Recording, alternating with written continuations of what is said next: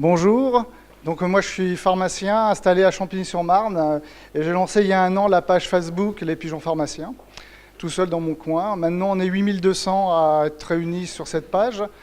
Le job de cette page c'est de défendre la pharmacie libérale et pas la pharmacie commerciale, j'insiste beaucoup, parce que pour l'instant on voit dans la presse tout le temps des reportages sur les prix des médicaments, des bouquins polémistes, en veux-tu, en voilà, toujours sur des clichés de pharmacie commerciale, alors que notre cœur de métier, c'est la santé et le patient avant tout. Donc c'est ça qui nous intéresse, et la profession dans son ensemble veut ça.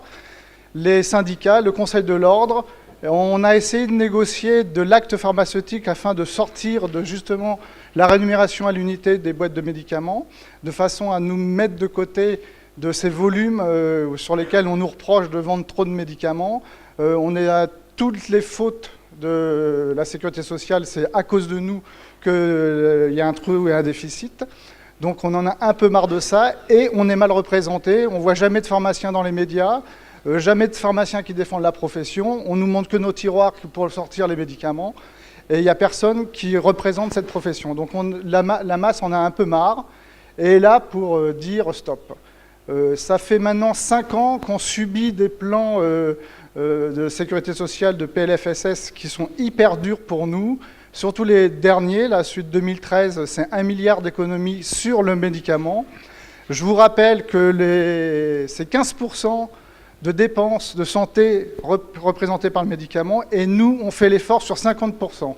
Et le plan de 2014, ce sera le même combat, ça sera aussi dur. Et le résultat des courses, c'est qu'on commence à tirer vraiment la langue. Il y a 50% des pharmacies qui sont dans le rouge, 15% qui sont dans des seuils critiques.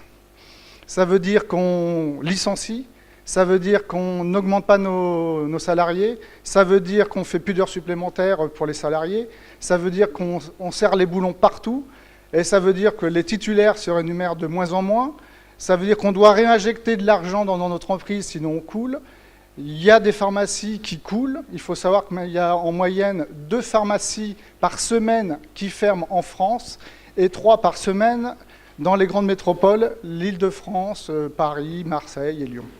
Donc c'est une situation qui est très très dure à tenir. L'IGAS nous a sorti qu'on était 6 000 de trop pharmacies.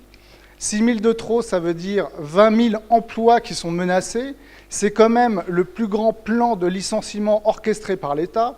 Et personne n'en parle, et aucun scandale n'est fait. Donc c'est pour ça que la page est sortie, il faut que la base bouge. On est pris en tenaille par un système sur lequel on n'a aucune mesure.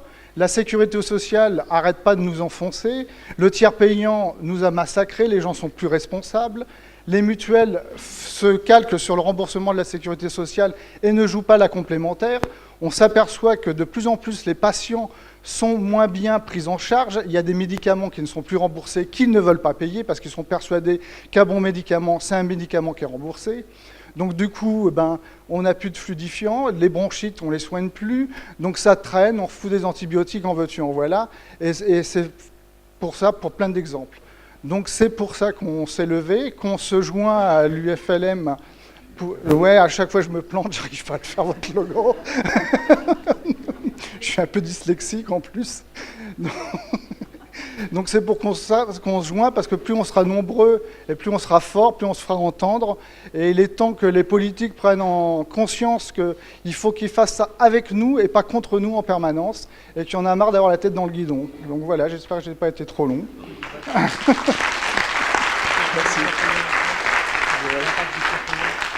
Alors on me demande de parler de l'impact du tiers payant, j'ai essayé de l'évoquer.